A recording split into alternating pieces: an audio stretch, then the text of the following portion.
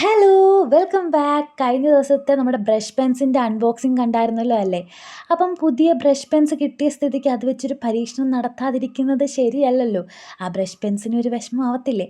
അപ്പം അത് വെച്ച് എന്ത് പരീക്ഷണം നടത്തുമെന്ന് ഞാനിങ്ങനെ ആലോചിച്ചുകൊണ്ടിരുന്നപ്പം പെൻസിൽ ഞാൻ കുറേ നാൾക്ക് മുമ്പേ സേവ് ചെയ്തിട്ടേക്കുന്ന ഒരു പിക്ചർ ഉണ്ടായിരുന്നു, ഡ്രോയിങ് ഉണ്ടായിരുന്നേ. ഒരു പീക്കോക്കിൻ്റെ drawing.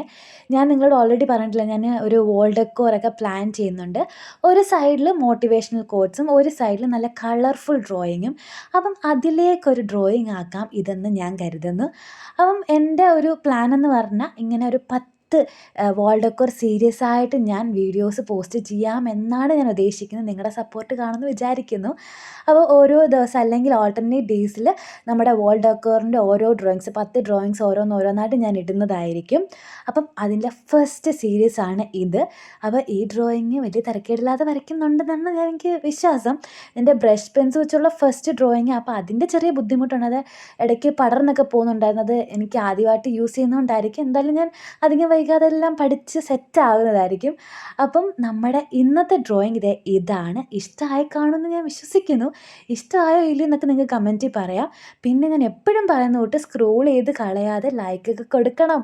Like, comment, share, subscribe ഇതൊന്നും മറക്കല്ലേ. എല്ലാവർക്കും കാണണ്ടേ ഈ ഡ്രോയിങ് ഒക്കെ. അപ്പം ഇനി അടുത്ത വീഡിയോ ആയിട്ട് ഞാൻ വീണ്ടും വരുന്നതായിരിക്കും. അതുവരേക്കും ബായ്, ടാറ്റാ.